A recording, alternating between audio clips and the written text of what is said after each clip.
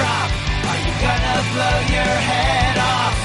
Take good aim and don't forget to duck. Life sucks every Monday and all the way to Sunday, but I wouldn't have it any other way. I don't care how you're doing, what's up or how's it hanging. I'd like to buy this world one last drink. Life sucks all of the time, stick it up your sunshine, and then you'll see the clouds every day. And then you'll see the clouds every day. And then you'll see the clouds every day.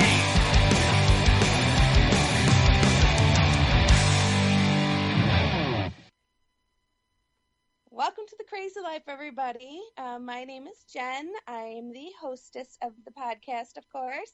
And my co-host, as always, is Brian. Hey, Brian. Hi.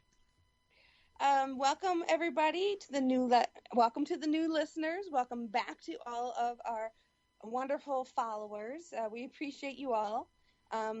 Sorry about last week. I kind of got crazy and busy and stuff, so I was unable to podcast, but Brian was gracious enough to post one of our favorite podcasts so far, and it seems like it's our favorite, maybe not your favorite, so right. We get the point. We understand enough with the inner bully. We'll lay it to rest for a while, but you will not hear the end of it. I was going to say, we're not going to lay it to rest because it's actually probably the most, I mean, I suffer from depression, so anytime I discuss depression, inner bully will be discussed. Right. Yeah. So you will get it in small doses. Maybe not a full episode of it, but you will get it in small doses. Right. So, but I guess you'll just have to bear with us through that since it doesn't seem to be your favorite topic. Point taken. We get it. On that, though, if there is something that you would like to hear us talk about, please let us know, because we would definitely... You know, we always want to cater to our audience as well as cater to ourselves, of course. But Brian and I, as you well know by now, are not short with words. We're quite long-winded and can probably talk about just about any topic you can come up with. Mm-hmm. So preferably try to keep it loosely based around the whole mental health stuff. Right. But we are open to any topic you want to throw at us, any questions you want to throw at us, and we just love to hear from you because we think you're pretty fascinating. So that being said, Brian, how was your week? Pretty uneventful. Well, actually, not even just a week, but 2 weeks because, you know, yes, we haven't talked in a 2 while. weeks. But not a whole lot's happened. Just, you know, I was on a podcast with a friend of ours, Clint, this past Monday. Him and some other guys, we did a kind of a geek roundtable. It's called it's Clint from the Geek Dig podcast, and it's called the Jedi Council. And I'm not sure when that episode will go up, but I'll tweet out, if people want to listen to it. And then this next week, I'm pretty nervous because next Tuesday, we're recording this on a Friday. Next Tuesday, I'll be on a podcast called Beyond the 140, and they do their show live, and then they post the podcast of it up later. And I've never done a live show, so that'll be an interesting thing to get out of the way. So at least they used to take calls during it. They don't anymore, so at least there's that. But there is a chat room going on, so I'm sure as I've been in that chat room skewering guests and people all in fun, I'm sure I'll get a good ribbing from people listening while I'm on. So. And I look forward to it. But I'm nervous, not because I don't think I can handle it, because I know and I'm confident enough in my podcasting skills and talking and whatnot. I know I'll be fine, and I get along great with the guys who run the show. But it's just, normally if I, really screw up, I can edit something. Not that I usually do, but I could. This way there's no backsies, Well, at least you don't have to worry about nip slips. Yeah, true. Well, no, it's on camera too. Oh, well, then you could worry about nip slips. Yeah, so it's, and I'm really not a person who likes my image broadcasted. Yeah. Well, no, it's like anybody who follows me on Instagram or something can find out easily. I am not I don't post a lot of selfies. I tend to just post random pictures and, so. So you don't want to show off, your nipple rings or anything like that? No, not so much. No, I mean they've had one of their guests on the show showed a tattoo that was on her butt the one time because she mentioned I forgot what it was. She mentioned she had a tattoo on her butt, and they were like, "Can we see it?" And she was like, "Is that okay?" She's like, "'Cause I don't care," and they're like, "Yeah, it's fine. This isn't like network TV or something." So she turned around and dropped her pants a little bit so you can see the tattoo on her butt cheek. There you go. So. Yeah. Wild and crazy on live podcasting. Yep. Yeah, exactly. Yeah. Well, that's cool. I kind of wish I was doing a little bit more in the podcasting world. It's one of those double-edged swords because I was very active on Twitter for a long time with another profile. And real life kind of has taken precedence, which is a good thing. Which is what it should be. Yeah. Right. Yeah. I'm not complaining, Right. But I do miss the interaction, and I do miss, the talking with different people in the podcasting community and, in doing all that. So it's definitely on my list of things that I want to do. Yeah. I'm hoping... I don't even want to say I'm hoping because it's like I said, it's one of those double-edged things because I love everything that I'm doing right now in my life. And I'm having a great time doing it, but I do miss some of that. I don't know, calm time, I guess maybe. Yeah. Time with my TV, time with my phone, just kind of relaxing on the couch and doing that type of thing. Right. So it's as everyone's been on the journey with me the last, few months, I've really been struggling with finding the balance in my life, and I'm getting closer. I'm not 100% there, and I don't think I ever will be 100% there, but I'm getting closer to where I want to be.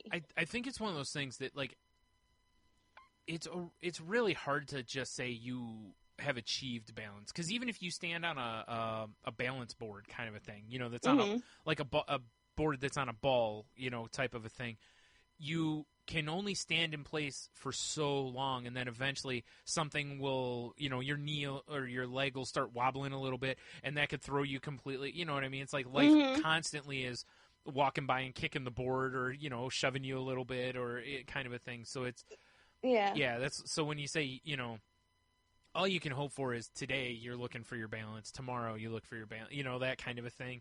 Right. Yeah, and don't get me wrong, if you find what's close to balance, you can apply that, as a template. But sure. Yeah. Sure. So I'm getting there. But yeah, that's that actually sounds like a ton of fun. So yeah, I've been trying to do that a little more, and I want to do that more. Like I love a lot of podcasts, and I love supporting them, and a lot of the people that in them I talk with off and on, we interact on Twitter or whatever, or that kind of a thing. So it's fun to jump in, and plus it's fun to not run the show. It's fun to just go be on a show, Sure. And not have to worry about watching levels and watching, to make sure the recording is still going on and all that kind of stuff. So it's definitely nice to do that. Oh, sure. Absolutely. Yeah. I've always enjoyed being a third mic or an extra mic on a show. Yeah. Because just for that reason, you can just kind of sit back and just talk and just kind of chill. Right. Which is, it's a lot of fun. So I did find out, something interesting that happened. I ended up going to Denver this last weekend for 2 days to visit my best friend. And an aha moment that I had when I was there, because we got together with a bunch of her Denver friends for an outdoor market type of a thing. We're all kind of hanging around, having a beer, whatever, and talking. And I realized that I thought my humor was fairly universal. Not so much. I fully understand what that's like. It was quite an eye-opener because, again, in my old age, shall I say kind of loosely, because I am only 37, but as I've grown older, I am a lot more brazen and outspoken and sarcastic than I ever have been before. And a lot of my humor is kind of sarcastic or very heavily influenced with innuendos. Yeah. And double entendres and stuff. I can't even say it right. Oh, no, because it's actually from the TV show The League. Paul Scheer's his team name on the show it's the double entendres. Because his character's name is Andre, so... So they had double entendres and stuff, so I like wordplay and I like things like that. And it was quite funny because they were taking me a little bit too literal. Oh, and it could be a combination of, I am a new person, so they don't quite know how to read me and everything like that. And so, but it was funny because one of the guys was walking to the market, and this woman comes out of the schoolhouse and had this giant zucchini, and handed him this giant zucchini. She's like, "Will you use this? Because it's for my kid's project. He grew it, but we don't eat zucchini, so we'll use it." And he's like, "Oh yeah, I'll eat it." Shame on them, not eating zucchini. Jeez. I know. So he gets this giant zucchini. So he shoots my friend a text and says, "I was just given a giant zucchini."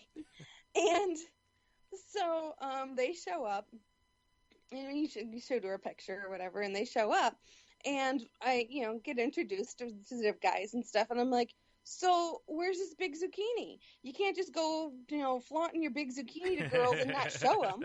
Right? So he's like, "Oh, okay, you want to see it? It's over here." So he takes me over to his bike and shows me this giant zucchini. Now, I don't think he quite got that I was making it. Right, that you were referring to like him sending Richard pics out or whatever. Yeah. Right.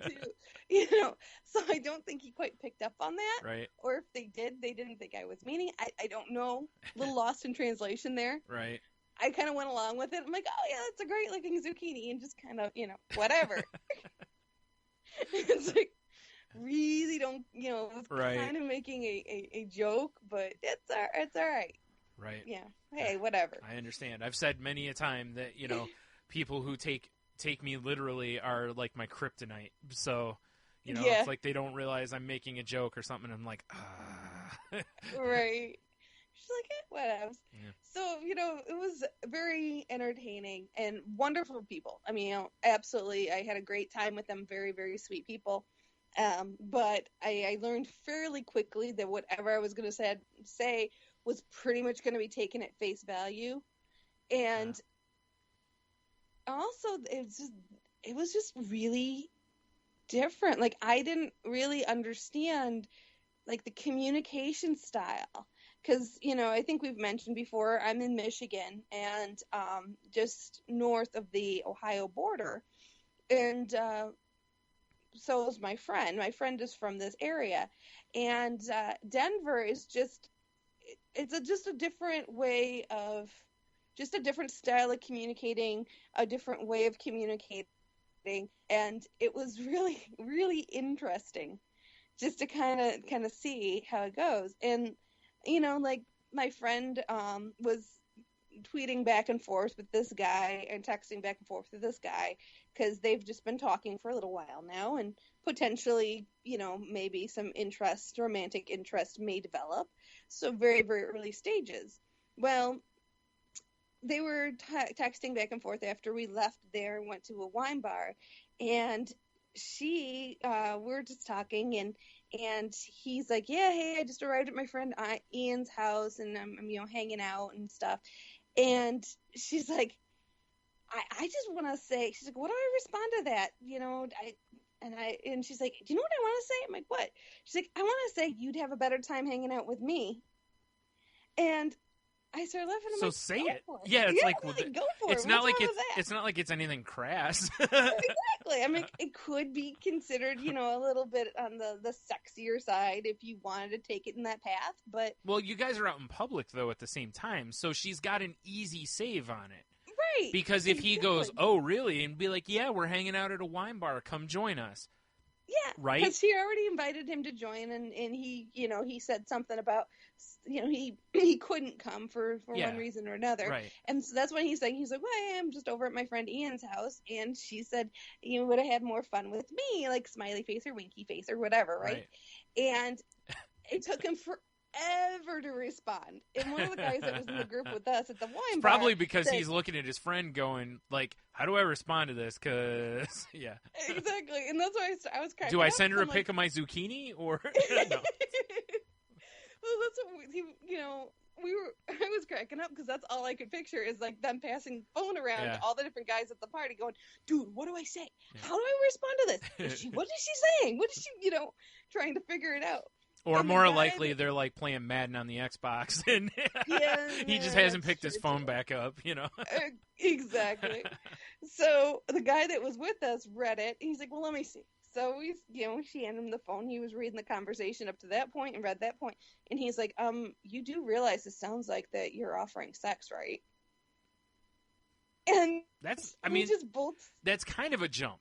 I mean, don't get me wrong. You could see where someone could infer that, but right. That's kind of, you're taking a bit of a jump there, because if she just says you'd have a better time with me, he already knows you guys are at a wine bar. Right. It's not like she's at home texting him. There's that difference kind of. Now, don't get me wrong. He could meet at the wine bar.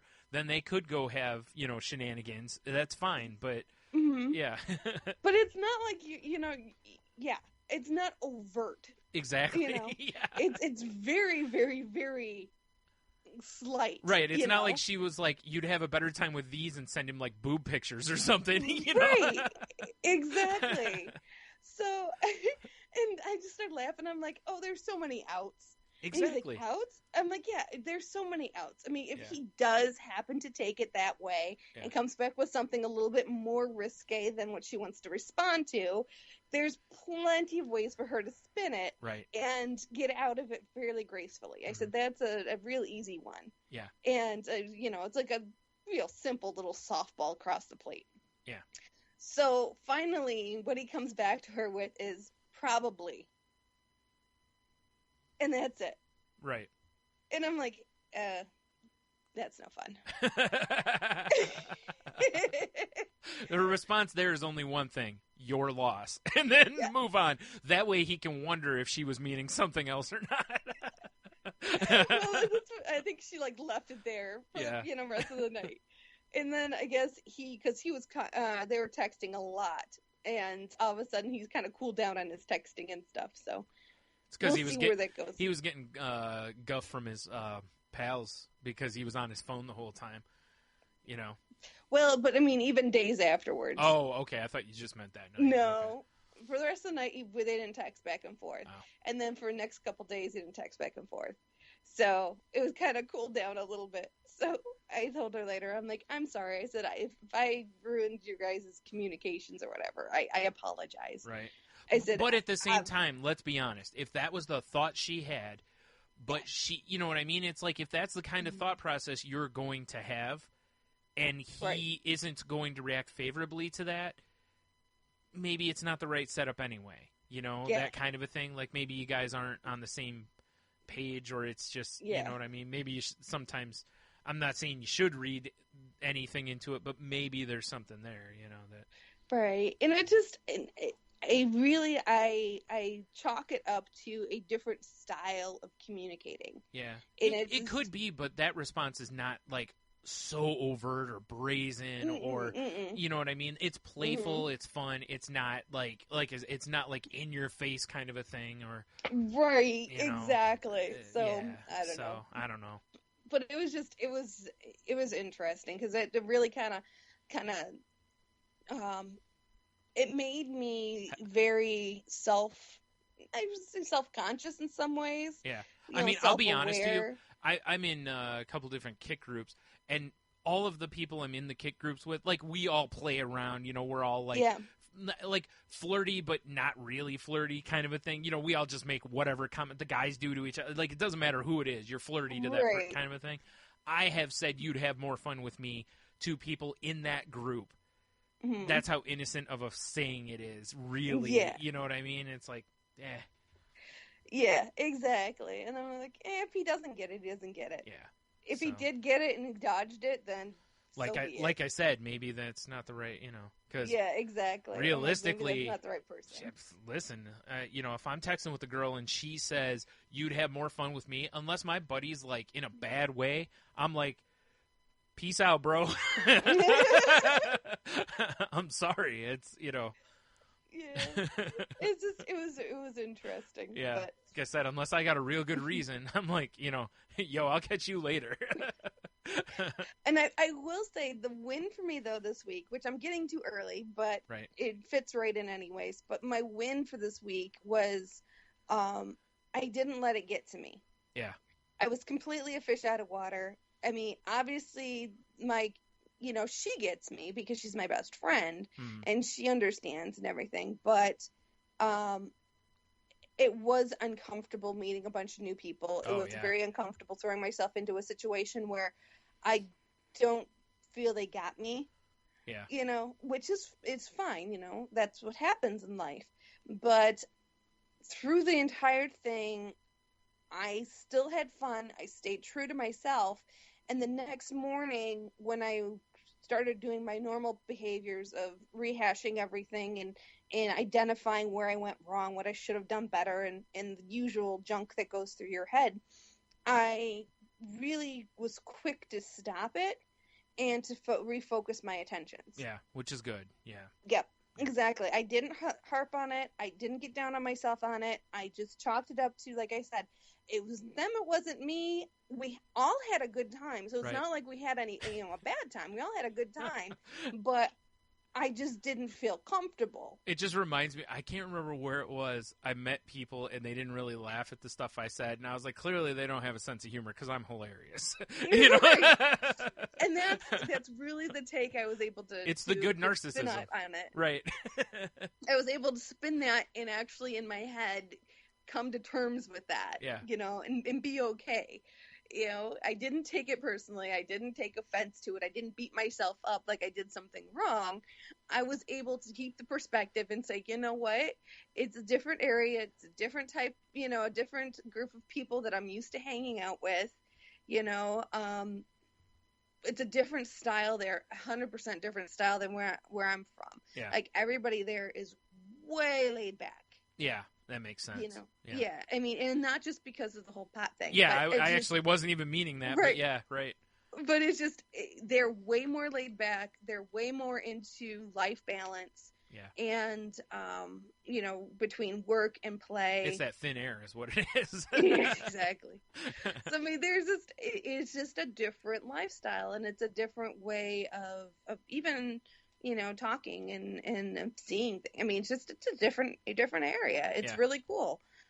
So, but yeah, so that was my win for the week. But I think it also brings us into the topic for the week, which is this is kind of an interesting one, folks. I hope you enjoy this one because I think Brian and I both were our interests were very piqued by the whole concept.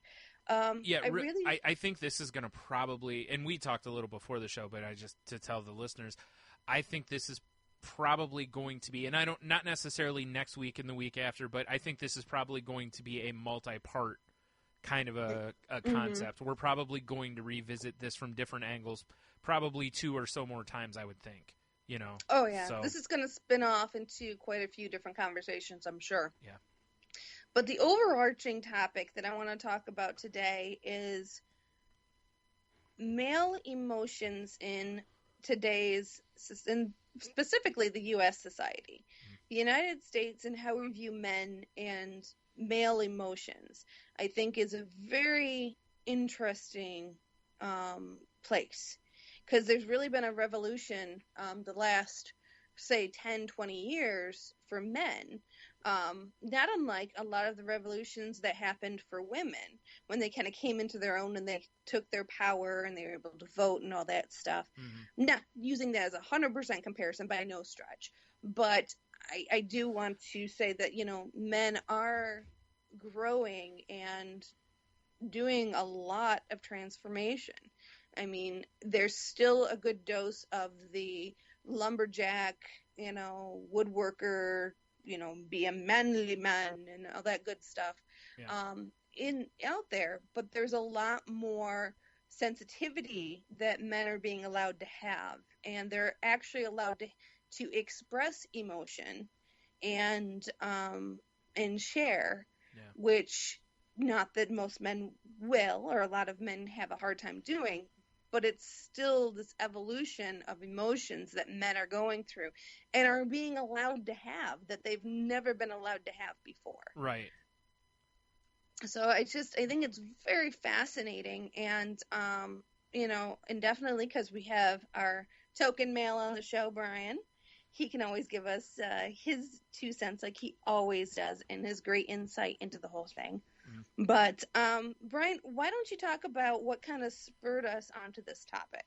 Okay. I stumbled across an article written by Tyler Kincaid, who's a senior editor reporter for the Huffington Post. And he wrote an article called "I'm a Man and I've Spent My Life Ashamed of My Body." And we'll have the link available in the show notes for this, or if you want to read it, I have the link. If you want to, hit us up on Twitter or something, I can send it to you. And I'm gonna I think what we kind of talked about, and I think we'll just do this, is I'll kind of read some of it, and we may stop and then discuss something, and kind of, because there's a lot of really good stuff in this, and kind of a quick overview. Part of why this piqued my interest is that I've said for years, like I've heard, and we don't want this to seem as though we're picking one sex versus the other, because both sexes have body issues. They have different stresses and such on the factors, or themselves, that are the factors for why each one is. It's just this happened to come across, my Twitter feed. I saw it, so kind of going with that. Plus, I can identify with this one and give my end of this as a guy who's for years argued with people when they've said that guys don't have body issues. And Jen, knowing me as long as she has, knows I have fought with issues about myself for years, and I've discussed it a little off and on, because I'm overweight. I was the pudgy kid. I was always that kid. I got picked on a lot because of it. I lost my hair in my 20s, like my mid-ish 20s, early to mid-20s. I started losing my hair. I've got a skin condition, that's similar to like psoriasis, So there's a lot of things to me, and there's more. It's just there's a lot of things to me that I don't. It's part of why I mentioned earlier in the show, I don't like selfies of me. I don't like having my picture taken, and these are the reasons for it. Like for a long time, I have a gap in my teeth. My bottom teeth are kind of, overlap, so I don't smile a lot in pictures. You know what I mean? Like there's all this kind of stuff that I'm more comfortable with now than I ever have been, but it's something I struggle with a lot. So that's why kind of my background as to why this article really stood out to me. So he says, it was the summer of '99. I went to the mall with my friend Derek, and we ran into one of his friends at Spencer's Gifts. I browsed the entire store while they talked. Then I heard Derek's friend ask, "Is that your sister?" He was referring to me. I was 11 years old. I had long hair because I loved pro wrestling at the time, and I was wearing a basketball jersey because it was my favorite sport. My long hair might have confused him, but I think it was the shirt. It emphasized my chest, and what Derek's friend might have thought were budding breasts. That's when I realized I was fat. It's my earliest memory of feeling that way, and I don't have a single memory since that day of feeling comfortable and confident in my body. My life has been a seesaw of losing weight, then gaining it back and realizing I looked better before. When I look back and realized I was slim, it was only after the fact. I've spent most of my life feeling like I could be in shape if only I figured out the formula. Like I'm so close, while at the same time resigning myself to never truly expect to look in the mirror and enjoy what I see. It's now only now at age 27 that I realize I have body image issues. After I got home from the mall that day, I told my mom I wanted to cut my hair. It was one small thing I could do to fix my appearance. But that didn't stop me from still feeling fat.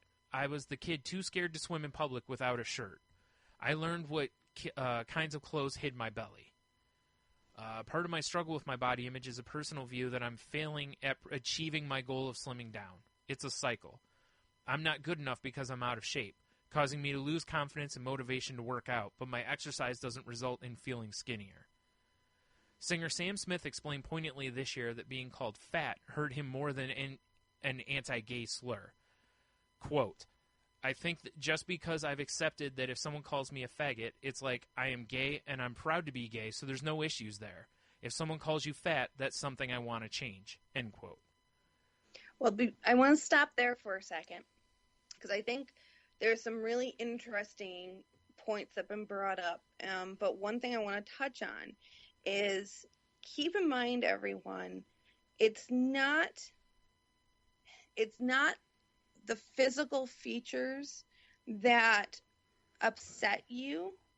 It's your projection of your insecurities onto others. Yeah. So it's kind of an interesting, difficult kind of conversation to have even with yourself, because it's not the gap in the teeth that makes you uncomfortable. What makes you uncomfortable is you feel other people are judging you based upon that gap in your teeth. Right.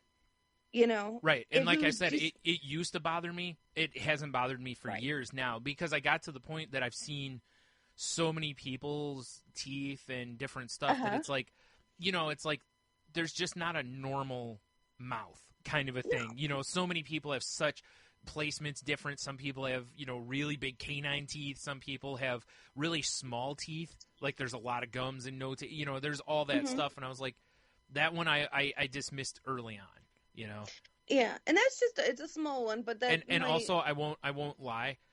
Seeing David Letterman be on national television with a big old gap in his teeth certainly helped the cause. Absolutely. And I think that's why it's so important that social media really picks up the ball of having so many different people out there, because we do unintentionally judge ourselves based upon what we see around us. Yeah. So, so that definitely plays a role. But I really think, when it comes to what it all kind of boils down to, when you take everything away, what it comes down to is that ultimate need to be accepted. Yeah. I want to be normal. I want to fit in. Yep. Right. I want to fit in. I want to feel normal. Yeah. And your perception of what normal is, and your what you put out, what you feel other people are thinking about you, and you want to control that, and you think the only way you can control that is to make yourself look exactly as you see as quote unquote the perfect or the normal look that society is portraying. So it's really it's much deeper than just not feeling comfortable in your own skin, because it's a mind game really that you play on yourself. Yeah. Well, the quote by Sam Smith is one that I thought was really good, because absolutely I got picked on a lot for being fat, and I didn't really have girlfriends or girls around me a lot, because I am a crippling. I can be really awkward around people. Like, people think I'm not, but they don't understand how awkward I am around people, especially at first. I warm up quickly in groups, but I am that guy who hangs to the wall until I find my comfort in, basically, to where I go, okay, that's how I can, type of thing. So I didn't have a lot of girls around me because I didn't exude confidence, or I didn't go talk to a lot of them. I had friends that were girls, but whatever. But anyway, so I got called a lot of names. Like, I didn't even want to say it when I was reading the quote, so I'm not going to repeat that. But I got called gay all the time and that kind of stuff. And that didn't hurt me because of the thought of being gay. Like, that didn't bother me. What bothered me is that they were deliberately picking on me because I don't have a girlfriend. Mm-hmm. And in my head, I'm going, well, I don't have a girlfriend because I'm fat. So they were not just hitting me with one slur. They were hitting me in two spots. And being called gay, I was like, listen, if I was gay, who cares? That never, that was never my issue. That's not an insult. Yeah. And my issue, my issue was that it's like, you're calling me gay because I don't have a girlfriend. That hurts. Yeah. But being called gay, meh, like I said, and even then, I didn't even know a gay person at that point in my life. Who cares? That's some people are gay. Hey, look, that guy's, blonde. I don't care. If you called me blonde, it wouldn't hurt my feelings. You know what I mean? It's like, whatever. He's a person. I don't care. But the other, being called fat really hurt a lot because I tried to do stuff, and this guy will get into this, and I'll talk more about it. But it was, like I said, I was getting a 1-2 punch at that point on that stuff, and that really was probably where a lot of my issues today, not just body issues, but my depression and stuff, because I was already felt isolated, and that was kids pushing me further away. Yeah. So, you have anything else before I move on here? Or? No, I also want to throw out there to everybody some key points to what Brian just said is that he felt the reason that he didn't have a girlfriend was because he was fat. But that was in his head. What the reality was, especially in high school, because I knew him in high school and college, of course, and so forth, is that Brian was just very shy. Mm-hmm. And so he had a hard time approaching conversations with women quickly enough, moving the friendship along quickly enough for it to turn into a relationship, a romantic thing, because he would just take his time. And usually what happens if you take too much time getting to know someone before you go into a romantic relationship, you end up falling into the friendship zone. As most guys do. Yeah, so, Brian, you were absolutely not alone in this. Right. No, absolutely not. I know. Right.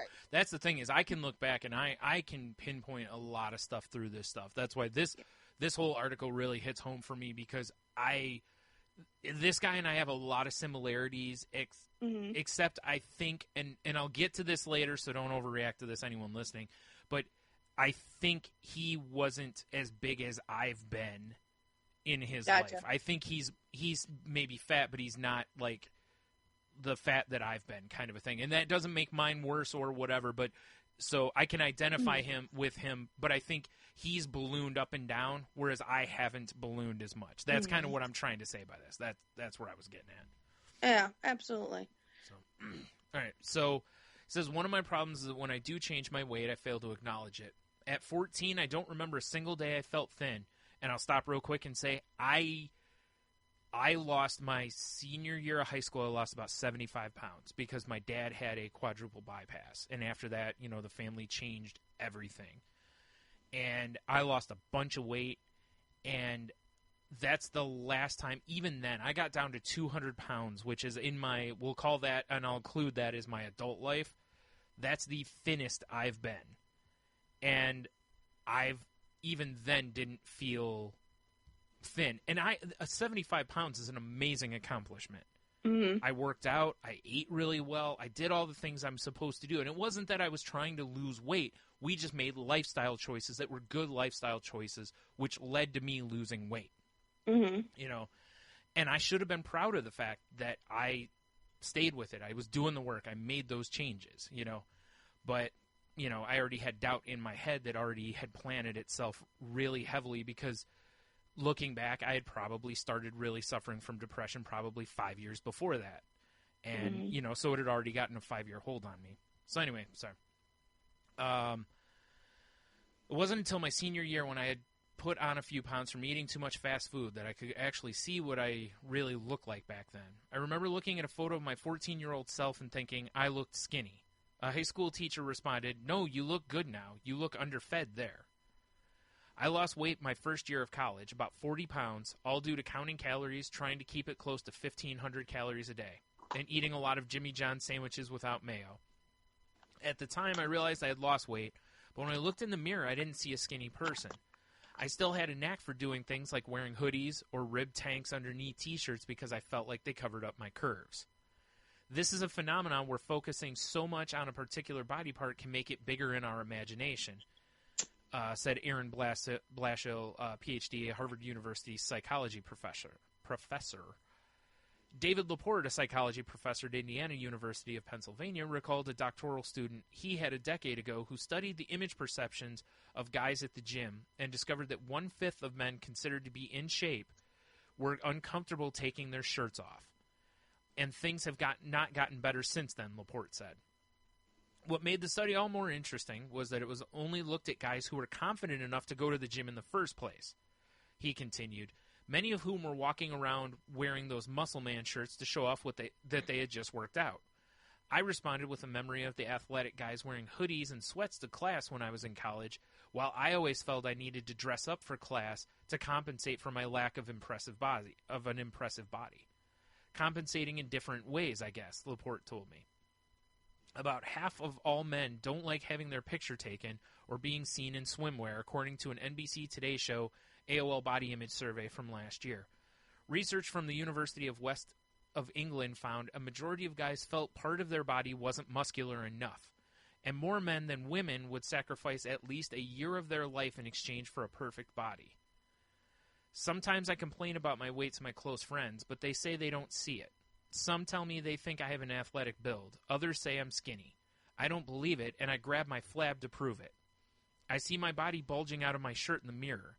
I don't see an athlete. I don't see skinny. I'm going to stop real quick because this survey that he mentions, they actually have more numbers with this. It's how many men would sacrifice years of their life to have an ideal body. And it's 12% would trade 1 year of their life to have a more ideal body. 15% would trade 2 to 5 years.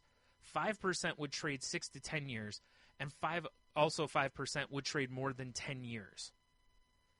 That is, 37% of the people that were surveyed said that they would give at least 1 year of their life to have a more ideal body. That's rough. It's staggering. Yeah. Well, and when you don't get me wrong, most people are probably going, oh, they'd be the terrible years anyway, but... But so, when you think about it, switch that around a little bit and ask each and every one of those men, ask their significant other. Exactly. I bet that number would be no, they're great as they are. Exactly. That significant other, the people that matter most in their lives, their loved ones. And, of course, this works both ways. Yeah. Yeah. If you asked any one of their loved ones who adore them, if they wanted them to have a perfect body and give up 1 year of being with them, they would say no in a nanosecond. Right. No, a year of having you in my life is worth so much more than an 8-pack, a 6-pack, or anything else. Now, I will say, we'll get into that a little bit more, I think, towards the bottom of the article. I think, so but yeah, you're right. Absolutely right. And again, it just points out the perception of it. The point about, his friend seeing him as skinny and he grabs his flab. It's one of those things that a lot of larger people get really annoyed when somebody whose average build will do that. They'll talk about how fat they are. You see it all the time online. You'll see, women that are athletic or average build, and they're grabbing part of them, or you'll see guys doing it, and, oh, look at my belly. And it's yeah, you've got nothing. Dude, my arm's fatter than your stomach. But the problem there is that becomes that contest. And it isn't a contest. You know what I mean? It all matters is how you see yourself. And a lot of fat people lose a lot of weight and then still don't have confidence because they still see themselves, as he pointed out, they still see themselves. And my nephew just had, within the last year, he had I forgot which of the surgeries it was, the lap band or whatever it was, one of those. No, it was the bypass, the stomach bypass. And he's lost I forgot how many pounds, a bunch of weight. And he's found a new confidence but he always kind of had confidence. Even as a big guy, he was never afraid to go ask a girl out. Or if he was, you didn't really notice it. I mean, he used to ask women out all the time, and he still does. But he's even told me it feels weird. Like, I feel like I'm still a 400-pound guy, type of a thing. Yeah. So it's, it doesn't just go away mental. right away. Yeah, exactly. And that's why usually when people have those surgeries, they also want you to go to a therapist to help with the mental side of it, because you have to start seeing that this new you, basically, And I know anorexia and bulimia, this is part of the problem, is in your head you see fat, you don't see, or you focus on love handles, even though the rest of you is in great shape. Maybe you have a little flab around your waist, and it's like most people are going, who cares? I'd love to be that thing, or whatever, but you obsess. When I think a very interesting point that something that was brought to my attention, funny enough, when I was getting my motorcycle license, the teacher told us, is like, you don't see with your eyes, you see with your memory. Yeah. And your brain. And it's one of those things that, that's why we get stuck. Like, if you're always driving the same path, when you go home, you'll daydream and you'll zone out because your brain is taking over. Yeah. And similar things happen when we look at ourselves. We look at ourselves day in, day out, day in, day out.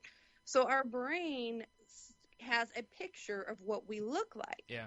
Well, if we change our appearance, it takes time for your brain to see the change. I actually think this can work both ways, too. Like, they just mentioned when you lose weight.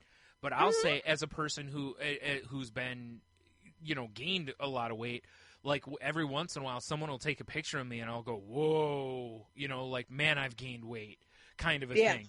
And that's part of why, again, going back to why I don't like having my picture taken. I don't like, and I've told you this, and I've said it to other people, I don't like being reminded how fat I am. Like, I know I should do something. There's two things, too. When someone takes your picture, keep in mind. And they steal my soul. No. And they steal your soul, absolutely. I mean, that's a given. But when you take someone's picture, there's two things involved. One, when they look at oh, it froze. Mentally seeing the picture. Mm-hmm. Like when you look in the mirror, you're mentally seeing an image that's in your head. Yeah. Not really seeing what your eyes are telling you. Right. And when you see a picture, you're seeing what your eyes are telling you. Second aspect of that, pictures are always, and I mean always, distorted. Yeah.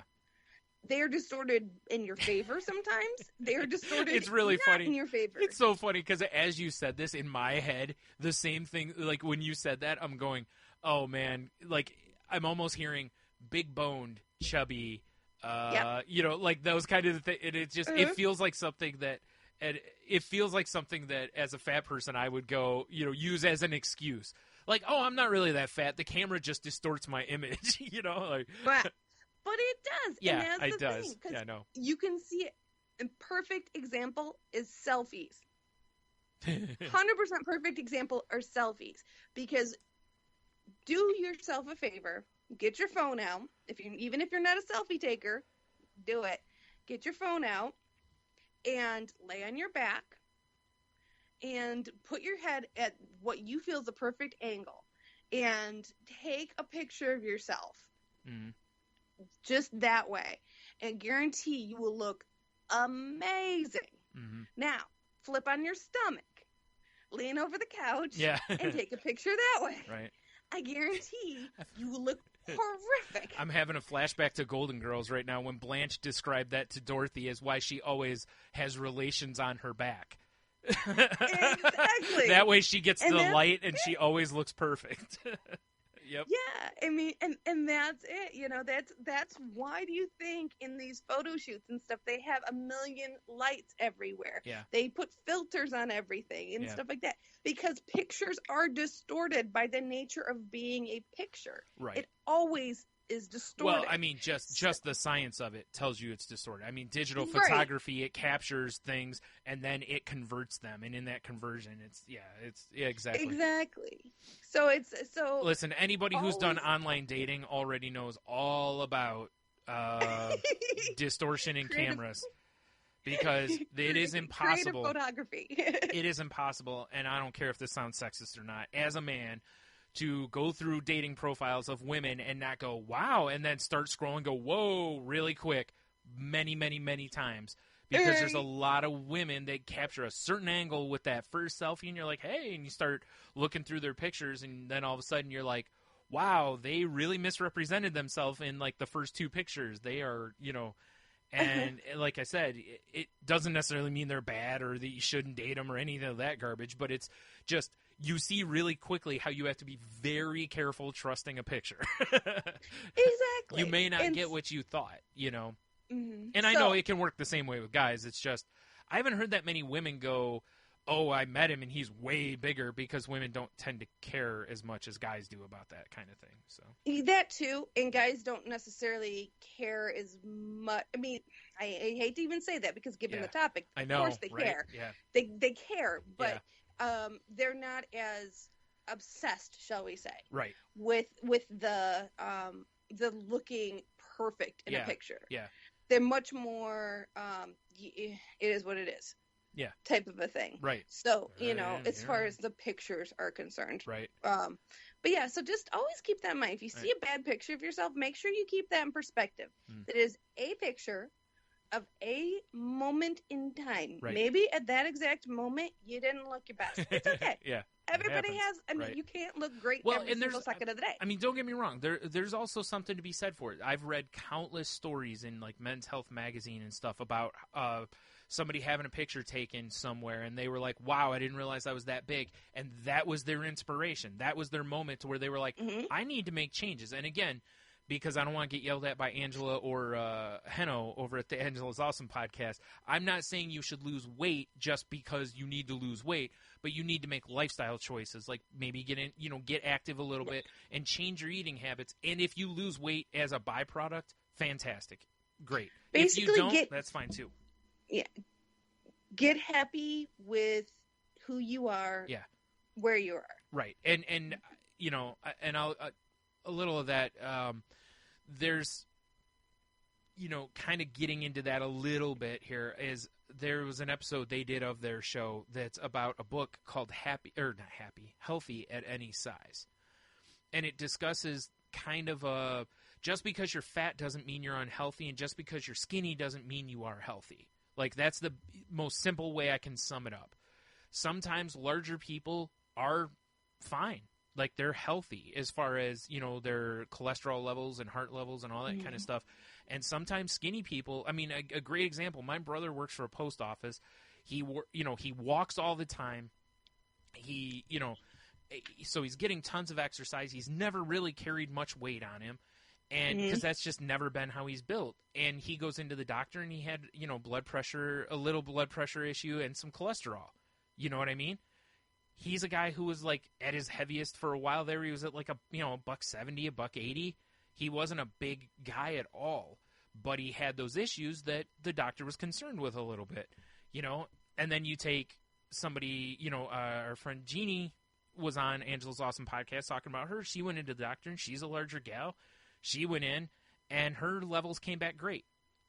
Just because you're big doesn't mean that you're going to die from... your odds are, because usually people who are bigger live sedentary lifestyles, eat a lot of terrible food, and that's why, and, plus there's always heredity and stuff, Yeah. But keep in mind, everybody, in case you didn't know this, it's pretty out there, though. Google it. Make sure you know it.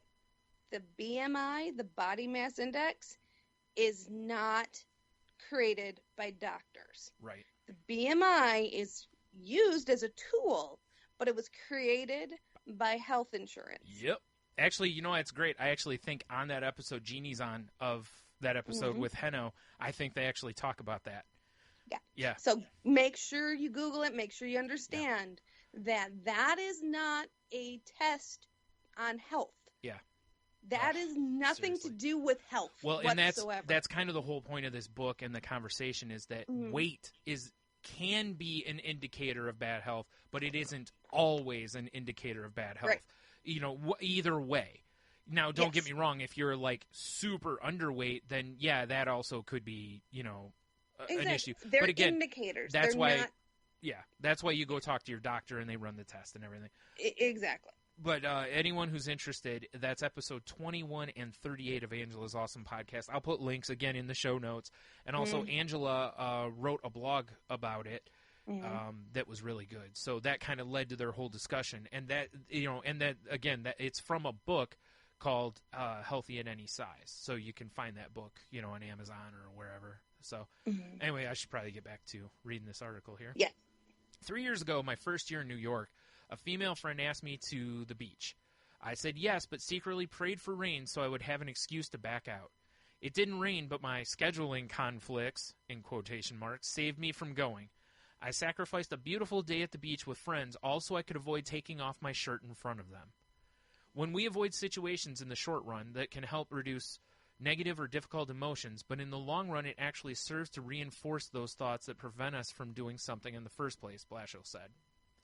One reason I avoid those situations is my fear of being in the vicinity of more attractive men on the beach, which makes sense because, according to Blashill, folks with body image concerns tend to engage in social comparison, usually upward comparison.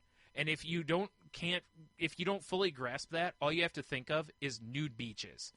Mm-hmm. Because anyone can understand that. Like if a guy's not super huge, endowed, they don't want to go maybe to a nude beach because of that, or they're afraid of, awkwardness. Or women, that have, they have some bigger breasts than me, or they have this, kind of a thing. It's the same idea. We're afraid of being judged by others. So instead of letting them judge us, we use our fear to judge ourselves. Right. And don't go. Like we'll stay, like this guy said, could have had a nice day at the beach with his friends, decides to stay in just so he doesn't have to take his shirt off. My kind of question is, why couldn't he just go and leave his shirt on? That too. But also keep in mind, folks, this happens not just with body weight, with everything. You listen to any comedian, and they'll say part of the reason that they use themselves as a butt of the joke is because it's easier to make fun of themselves than to make fun of somebody else. It also protects them a little bit from, slander and stuff like that. Outrage. Plus internet outrage, which is right. Yeah. But it ultimately, it is so much easier for us to criticize ourselves, to downgrade ourselves, to judge ourselves than we judge other people. Right. And by doing this, especially around body image is one major place that happens, is we project our judgment of ourselves onto other people. Yeah. So these people could care less. And they odds probably are, won't even see you. And odds are and I'll be honest, I won't take my shirt off at a beach. There's no way I'd take my shirt off at the beach. Unless, like, a shark was ripping it off of me, I'm not taking my shirt off at the beach. Right. My friends probably don't care at all what I look like. Probably they don't. You know what I'm saying? Yeah. And I know that. But I'm still not taking my shirt off. But and I've always held that, again, I've always recognized that I know it's me. Like, I've never thought that it was my friends that were going to make fun of me. It's more of my... I just don't feel comfortable with it. You know what I mean? Like, I've made comments like, I find it amazing that you see guys wearing sleeveless shirts that have super hairy, like, upper arms. Like, in my head, I'm going, like, I would be going, man, no one wants to see that. I better not wear that kind of shirt. I have a hairy chest. I don't even wear V-necks for that reason. And I'm not lying. That's the exact reason. And it's because I don't want to see that on other people, so I don't put myself in a position to show that off.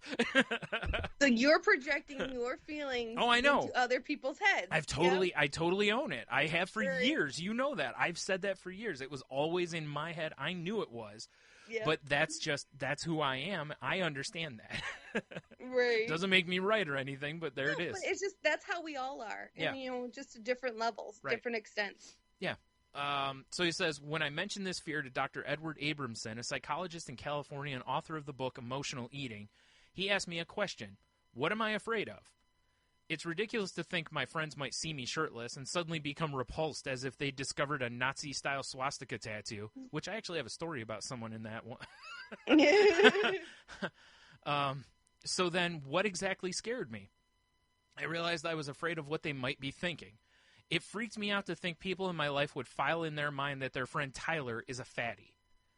The theme there generally is one of social anxiety, Abramson said, that other people are going to look at me in a certain way. I encourage people to look around them at other people and recognize that they're far more accepting of other people's imperfections than they are of their own. Do you know what I honestly think some of this has to do with? Everybody talks. How many people do you know that sit around and people watch? Yeah. Everybody, right? Just about. Okay? Well, when you sit around and people watch, what usually happens? You make snide comments about other people. Oh, hey, look at Mr. Comb-Over over there. Oh, hey, maybe get a shirt that fits you, fatty. Or, like all these kind of dumb, really under-your-breath comments are made between friends all the time. And it used to be people would think that it was just, like, a great example, again, Saturday Night Live, the sketch with Adam Sandler, David Spade, and Chris Farley, where they're the Gap Girls. Ah, yes. They sit around at the mall and they people watch. They make comments, little snide comments about everybody, you know?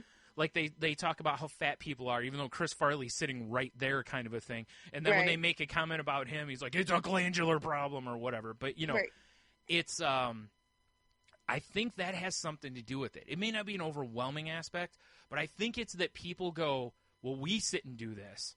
So everybody, like, because the four of us do it means everyone does it. So, because if I saw me walking around, I'd go blah, blah, blah, So, again, it's projection. Yeah, I think you're right. It's projection, but that's what all of this really is. It's all projection. Yeah. You are projecting results, or not results, but thoughts in people's heads, like you said. You're putting words in their mouths that they never said or may never say, because even if they think it, a lot of people won't say it because they don't want to be rude, or they don't, they like you. They don't want to, like, they might go in their head, go, hey, Brian, maybe you shouldn't go around with no shirt on, but at the same time, why shouldn't I, Yep. if I want to? Exactly. It's really interesting because, again, it kind of goes back to, the whole point of the show. It's the mental mind games and the stuff that we play with ourselves.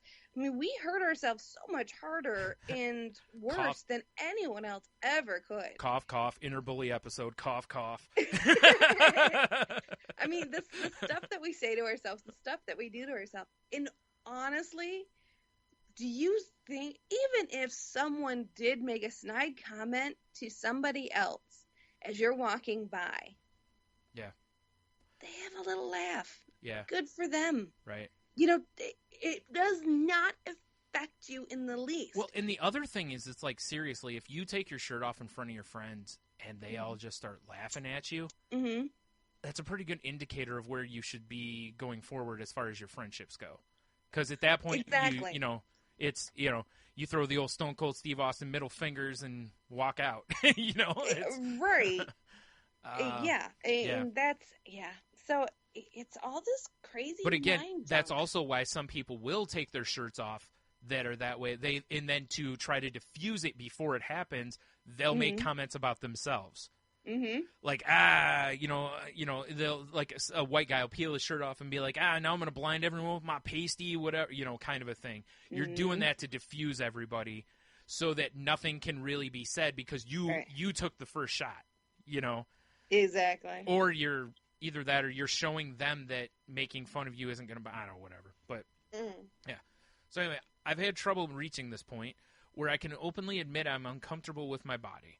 I never thought I had a problem because I wasn't bulimic, wasn't anorexic, and in my opinion, wasn't doing anything extreme. After all, is it so bad if I feel compelled to spend 45 minutes 4 times a week at the gym? Laporte said probably not, unless I'm sacrificing social interactions for it. I found the same issue with a colleague who I consider to be in great shape and works out 6 days a week to maintain that. When he takes his shirt off, he said, I feel as though all eyes are on me and no one is liking what they see. While he finds friends supportive when he discusses his insecurities, he said there's a pervading sense of, dude, you have it pretty damn good. A lot of guys I interviewed around the office had similar reservations, even among those I thought looked better than me. Height was another big image problem they mentioned, which is something we can't change. Many said that when they spoke about their issues with friends, it often goes something like this. Dude, I feel fat. Look, man, you're not fat, but I feel fat. Honestly, I don't know what to tell you. It's not a problem. Contemporary masculinity does not permit a man to admit his physique is less than ideal. But if men could be more open about their own insecurities, without fear of violating the unspoken rules of masculinity, we'd do better at accepting our flaws in our bodies. And maybe then we could get closer to doing what Blashill recommended, acknowledging there are many ways to be healthy. Again, that part there kind of ties to the healthy at any size thing. Mm-hmm. There was a really good point in there about the guy at the gym, and that people are going to look at that guy and go, like, if he complains about something, a body image.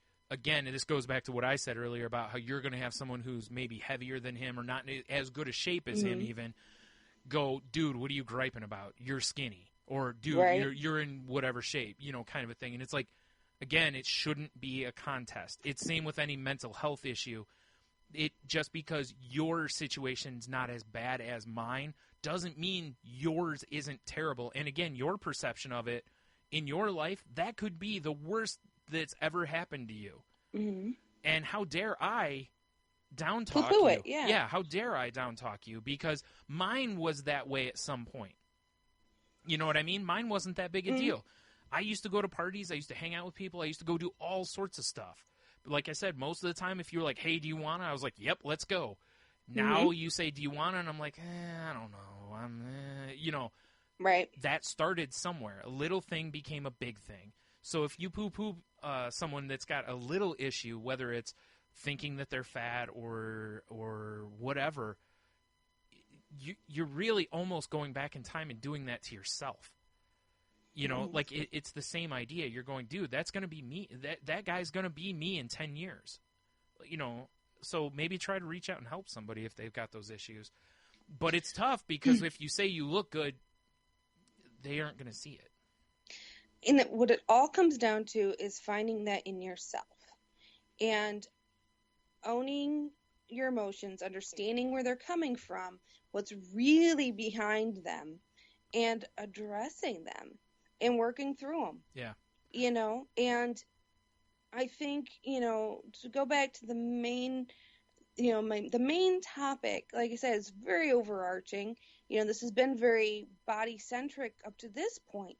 But not just that, with men, I think a very important part of what you just read was that men especially don't feel comfortable about sharing these types of emotions. No. Now, I will say this. Emotion, really, other than happiness. I think they can't, you don't share it as though, I think with guys, they don't share it in the typical sense of sharing emotion about their weight. But they'll make jokes about how they need to lose weight or, man, I got to hit the gym or, you know what I mean? Like, there's some way of bringing the bro or masculine mentality kind of into it, then it's okay. Right. As long as it's looked at in that way. Like, you have to go conquer. Like, as long as you're conquering or going to go conquer, it's okay. But if you go, like, man, I've been working out like crazy and I just... it's just not doing anything. Like, I still see myself as fat, and blah. People are just going to go, whatever, dude. You're not fat. It's like that conversation just said. That's exactly how it'll go. You're fine. Like it's. And it goes with everything. Let's say a breakup. A guy breaks up with a woman, or the woman breaks up with a guy. He's heartbroken. He's got a lot of emotions happening. Most male conversations go along those lines. You'll be fine. Yeah. Say, come on, we just got to get out. Yeah. Let's just, go. Let's go meet some other girls. Let's go party. Exactly. Let's go drinks. Yep. Guys don't understand, and they're getting better. I mean, and please keep in mind, we're all generalizing. Yeah. There are men out there that can talk emotions like wonderfully, and there's women who can't. Yeah. I'm just using an overarching generalization. Right. Which is not always the best thing to do. But in this case, that's what we're going to do. Right. But for men, it's so much harder to be able to not just express it, but also to hear it and to know how to handle it. Yeah. Because they're trained from such a very young age that you don't share those things. No, you are strong. You are man. Beat your chest, go kill the animals and bring the meat home to the women. That's what you're taught, basically. And again, I'm simplifying, but that's essentially what it is. No crying, no showing emotion, no any of that. And, my dad kind of was that guy. Yeah. I didn't see my dad cry until, God, I don't even remember. I think he cried after he was diagnosed with terminal cancer. I think in my life that was the first time no, it's not. I remember someone, he used to own a body shop, and someone broke in and stole almost all of his tools, and it put him out of business. Mm-hmm. I remember him crying that day, and I remember him crying when he was diagnosed with terminal cancer. I don't remember him crying any other day.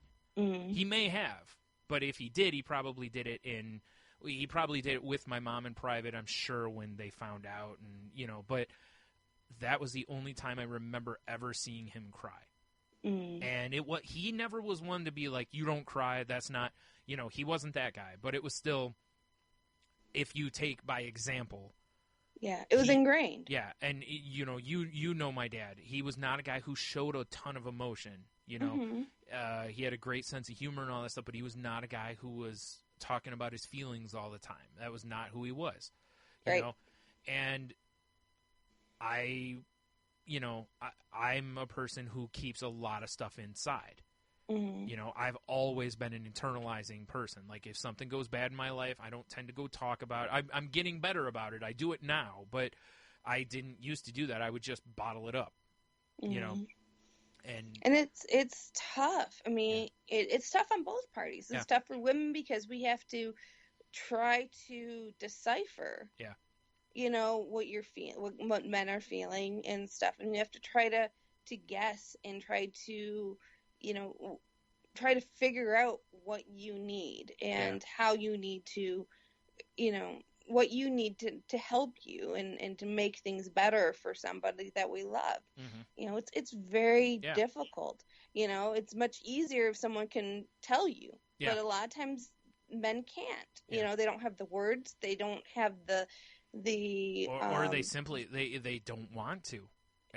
There's a lot of guys that whether it's that emotions are the sign of weakness kind of thing, like, it's something mm-hmm. that bugs me a ton. I see it all the time on Twitter. People, it's that like running joke of I got feelings and mm-hmm. blah blah. Oh, I wish I could have no feelings. And again, as a person who easily detaches from people mm-hmm. and is severely depressed, no, you don't. Trust me. Right. Being an emotional, like, nothing sucks. Right. Because I've always been a really passionate person. I tend to do things. I throw myself into them. And there's so many things in life that I'll be talking with somebody and I could just walk away and not care. It mm-hmm. makes no difference to me. There are so many times in my life I've done it without meaning to. Yeah, you don't want to be that kind of person. Trust me mm-hmm. on that.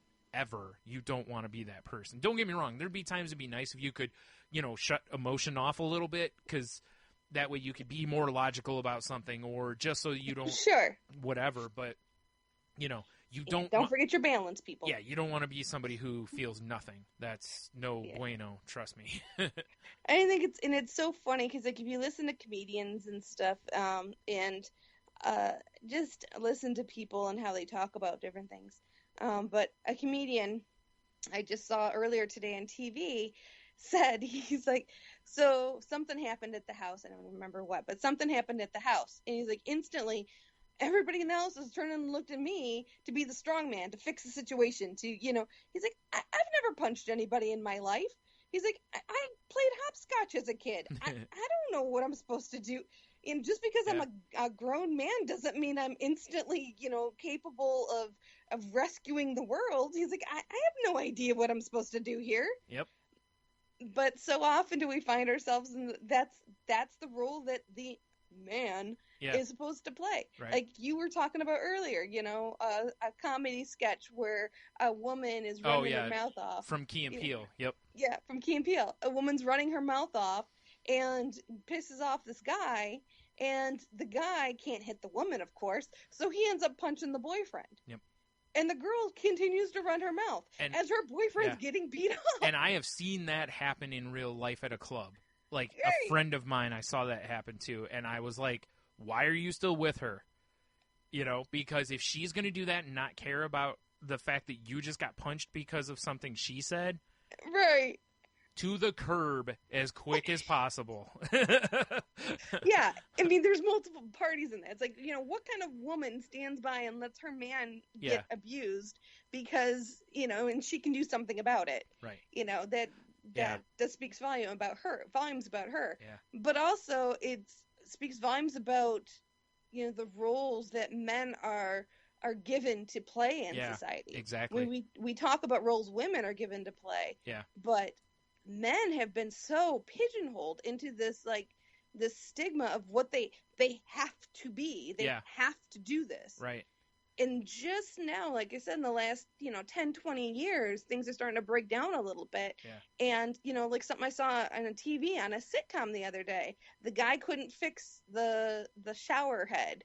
And, you know, he couldn't fix things around the house, so she got the landlord to come up and to do the fixing and stuff, and he kind of took offense to it and stuff. But, you know, like she's like, that's okay, that's not you. Yeah. You know, you're not the fix-it guy. Right. I was going to say, meanwhile, you have a guy like me that I might look at it, I might look up online to see if I could fix it. If I can't, I'd be like, yeah, let's call somebody.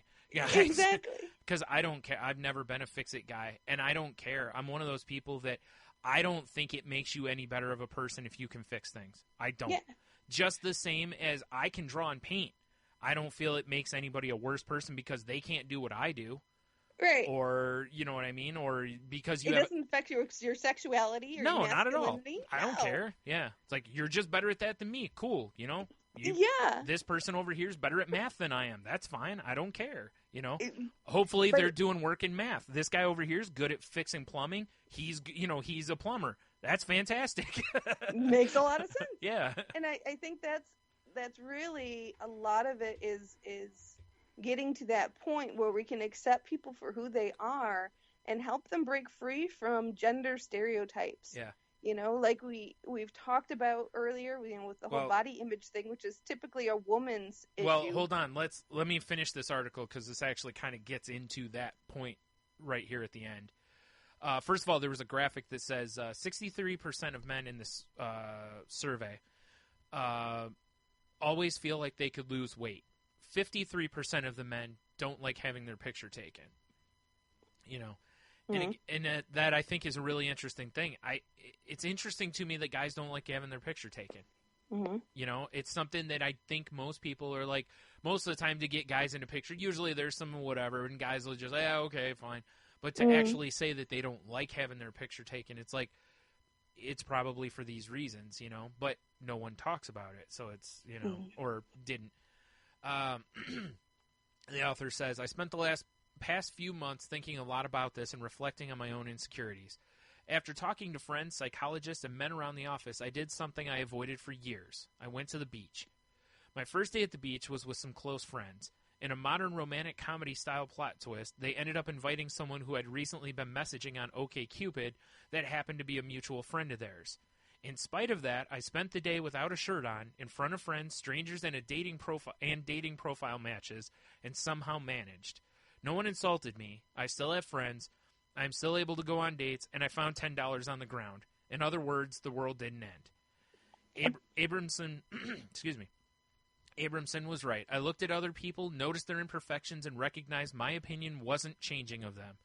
Maybe then those thoughts I have that someone can see my belly or love handles, or it looks like I have man boobs, are just my thoughts. I'm not cured, but I've made progress. At 27, I'm able to admit I don't like my body, but it shouldn't have taken me years to get to that point. I spent too long feeling that like I had a secret, that I was hiding my weight issues, unable to talk about it because rules of masculinity forbid it. It shouldn't be extraordinary for men to talk about their bodies. We shouldn't need a goofy term like dad bod to admit that we're in perfect shape. We aren't in perfect shape. Men don't face the same unrealistic expectations as women, but they still feel pressure to look better, and they're behind where women are in discussing insecurities. All it takes to change that one guy all that takes to change that is one guy opening up to his friends. As one colleague said, once one friend starts sharing, it sets the space for everyone else to do so as well. Mm-hmm. Here's something I find interesting is, and I've gotten into this conversation with a lot of people over the years, and and I don't want this to become men versus women. I just want to make kind of this point in that women face a lot of pressure from other women and magazine type stuff to be model thin, fill in the blank stuff. A lot of people dismiss the fact that go look at a magazine and see what the guys look like on the magazine. Oh, good point. You never see a guy, or rarely will see a guy that looks like me unless it's like Local Bowlers Monthly or something. Mm-hmm. Okay? Go look at Men's Health. Do they ever have a guy who's not in ripped and shredded shape? Nope. It's almost, I mean, rarely, I guess. Maybe there is, but I doubt it. All of the guys that are on their magazines, there's muscle and fitness magazines, anything with athletes on it. And these are all the magazines that tend to have guys on the cover. Even magazines with celebrity guys on the cover, what guys are being shown generally? Mm-hmm. It's not Jack Nicholson unless it's like, look how Jack Nicholson's let himself go. He looks like a whale. Or Val Kilmer gained a bunch of weight, right? Mm-hmm. Almost every one of them shows fit, athletic-shaped men. It's very rare, and like I said, there may be some, and I'm not saying men have it worse than women or even as bad, because there's way more magazines on the newsstands that have pictures of gorgeous women on them than there are of men. But I'm still pointing out the fact that media kind of points men that direction too. Look at, if guys look at larger guys on TV, they're all Luddites. They're all the bumbling idiot. That the wife is the smart one. She's skinny and smart. He's fat and stupid. And we have a comedy, And that tends to be how it works. So it's not that, again, not that men have it as bad as women, but there's still a lot of pressure there that guys feel, even though it's not put on them necessarily by women. But at the same time, I remember going through high school you look at the girls that are considered the better-looking girls, look who they dated. They're with guys that are football players, athletes, generally guys that are in those kind of shapes. They're not going out with the fat kids that are in the art classes. And even if they did, then they get, why are you dating them? Right. Now, I'm not going to say that should be as an example for society, because we all know high school kids are stupid, college kids are stupid, but that kind of mentality starts there to where the kids like me start going, those girls are never going to like me. And now I start going, I'm not good enough for them. And that's you know what I mean? So again, and girls do the same thing. Fully understand. That's my point, is we all do this. We all don't understand how cruel it is for each other sometimes, but it's there for everybody, And it's a self-fulfilling, what am I trying to say? I'm self-fulfilling sorry. prophecy. You're right. Thank you. Self-fulfilling prophecy. Because people are always attracted to confidence and people who are comfortable with themselves. And regardless of your gender. Yeah. Not even in a sexual way. Right. Friendships, work, everywhere. People are drawn to people with confidence and are comfortable with who they are. And well, sure. No, you don't hear stories of, how'd you guys get together, and hear the woman go, oh, he looks so cute, like cowering in a corner. I went over and had to talk to him.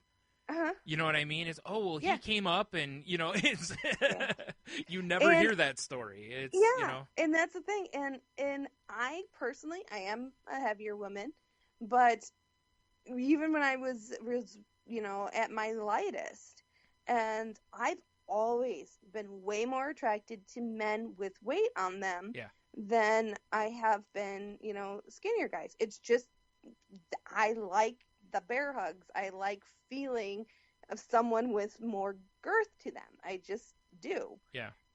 And that's just my personal preference.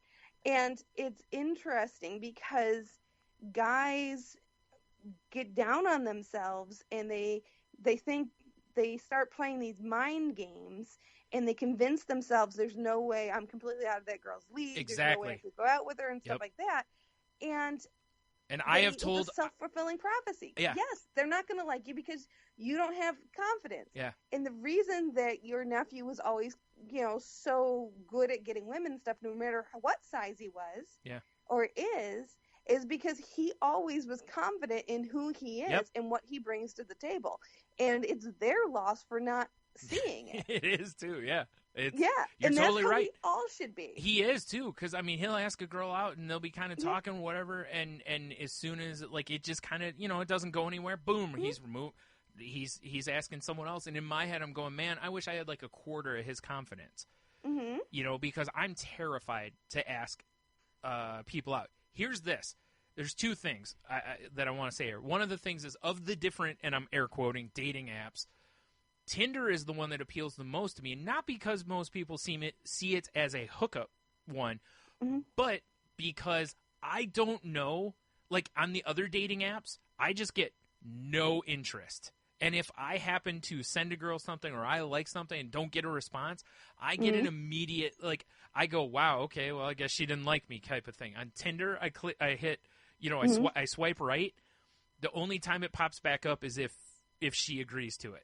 She may never see my picture, so I can just as easily go, oh, well, she may never see my picture. I can dismiss it easier than I can dismiss the other ones because in my head, whatever. But I will say, and I've told various guys this as I've talked to them about dating stuff, when I've heard, if I hear someone say they're out of my league, I'll be like, you're crazy. There's no such thing. There are records. You have seen them in your lives, no matter who you are. You have seen a woman that you go, she's like a 14 on a scale of 10, and she's with some schlub that looks like he just got out of the fried cheese booth at the local fair. But she doesn't care, and she looks happy as ever with this guy. You know what I mean? There's something there. And you've seen the opposite. You've seen guys who are really fit and stuff be with women that are, larger or whatever you want to, and it's there. And it's hard enough to find somebody. Why close the doors on anybody, basically? Absolutely. And going with that, my second point is, and I'm trying to think of how I can say this without cussing, but anybody who looks at someone and goes, oh, they're too short for me, and I won't date them, there's a special place in hell for every one of those people. Because that's something a person absolutely cannot change. I understand being drawn more to, as a guy, I'm 5'8"-ish. I would prefer a girl who's around my height or shorter than me. I don't really want to date a girl that's like 6'6" or something. But would I? Absolutely. I don't care. She can be 6'6" and wear heels for all I care. I don't care. I'll get lifts in my shoes. Right. But I absolutely hate, and I have seen so many dating profiles that say, if you're under 6 foot, swipe left, or if you're under 6 foot, keep moving, basically. Wow. And I will not kid you, I have seen a bunch of them. That's so shallow. It's stupid. You're on a dating site. Why are you dismissing people from the beginning? Yeah, and that's the thing. And I'm not talking like girls that are like early 20s. I'm talking women that are like 35 making this statement. Yeah. And I'm not saying age makes a difference as far as, hey, maybe you shouldn't be so picky. I'm just saying, like... Maybe you should know better because you're older. Maybe, yeah. But it's just more that it's like, why would you do that? I can't... Yeah. Now, don't get me wrong. Maybe she's come out of a relationship with a guy who's 5'8", and he's like got a severe Napoleon complex. Yeah. Okay. You've known me like 100 years. Do I have a Napoleon complex? Yeah. No. I would like to be taller, sure. I'd love to be 6 foot tall or whatever. I can't do anything about that. That's never going to happen. I can go get a hair transplant. I can have surgery to lose my weight. I can take stuff that helps with my skin condition. I can get body parts waxed. I can do all this other stuff, but I cannot grow. I can't get taller. And for all of you out there who haven't caught it, Brian is actually 5'8", is it? 5'8"-ish. Yeah. So I'm like 5'8.5", so whatever. Yeah. There you go. So we're not talking like Brian Short. And he may make it Yeah. seem like he's a short I'm guy. average height is what I am for a guy. He's average height. So, But not don't to get say me there's wrong. anything wrong with being shorter. Yeah. I'm just saying that, you're talking like you're really short. Well, no, you're not but really I short. get aggravated because I fall under the 6 foot mark. So Right. to a lot of women, I'm short, even though I'm taller than they are. But because a woman's 5'7" and she wants to wear 20-inch heels, she's got to have a guy who's 6'3". And that's the reason I've seen on some of these profiles. It's ridiculous. Yeah. And don't get me wrong. As soon as I see that, I go, no problem, and move right on. Because Right. I don't want to be with you anyway. Because if you're that shallow there, you and I are probably not going to pair well anyway. Right. Exactly. But anyway, going back to it's bad enough that it's bad enough on something like weight that somebody could change. If you're with somebody and you prefer a skinnier person, why wouldn't you still give somebody who's bigger a chance? Because when you're big, you can get skinny at some point. And you never know. Maybe they're trying. Maybe they're in the process or whatever, But like I said, with height, you don't can't. know. Yeah. It's like, why would you throw away a chance that somebody might be a great person just because they're short? That's just stupid. I'm sorry. I agree. Well, with that being said, we should probably wrap this up. We should. I think we're way over. We're at an hour and a half right now, actually. So. Okay, it's not too bad. Well, a few seconds ago.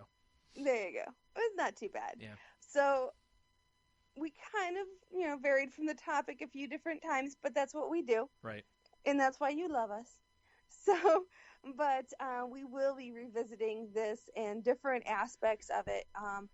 This is probably going to become quite a series of different subjects and stuff under the overarching topic of men and emotions and how things are being handled, as well as another, like I said, we're going to branch out in a few different ways. Yeah. We're also going to have a few more episodes probably around body image, right, and things like that, and healthy living, mentally and physically, right, keeping yourself healthy on all these different notes. And so we definitely, we look forward to hearing from you, and please reach out. Please let us know what you think and how you're feeling, stories that you've gone through, situations you've gone through, all of that good stuff. We'd love to hear from you. So if you want to reach out and continue the conversation with me, you can reach me at Jen's Crazy Life on Twitter.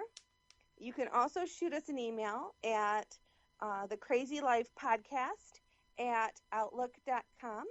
You can also shoot us a message through our website at thecrazylifepodcast.weebly.com. And Brian, how can they reach you? You can email, or not email, geez. You can hit the show up on Twitter at the Crazy Life Pod.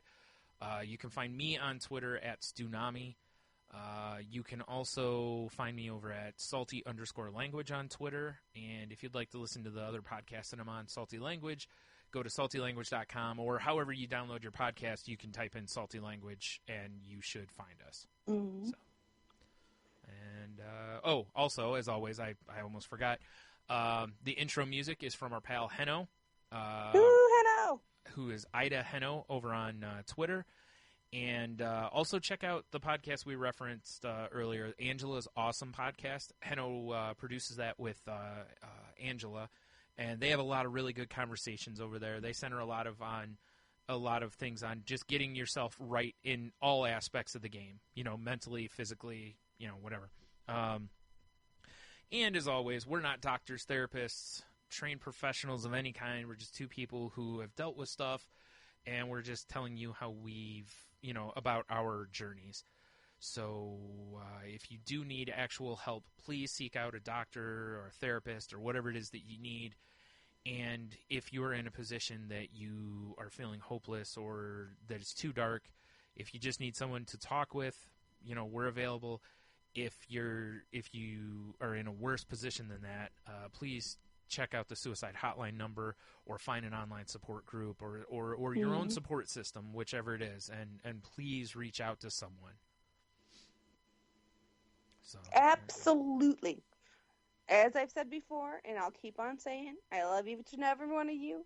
I would hate to lose you for any reason whatsoever. So if there's anything we can do to help you, please reach out to us, because we are here for you in any way we possibly can be. So please let us know, and please, we'd love to hear from you. That being said, it is well past my bedtime, so I will be saying good night to you for now, and join us next week, and we will have some more, hopefully you find interesting, conversations. Talk to you soon.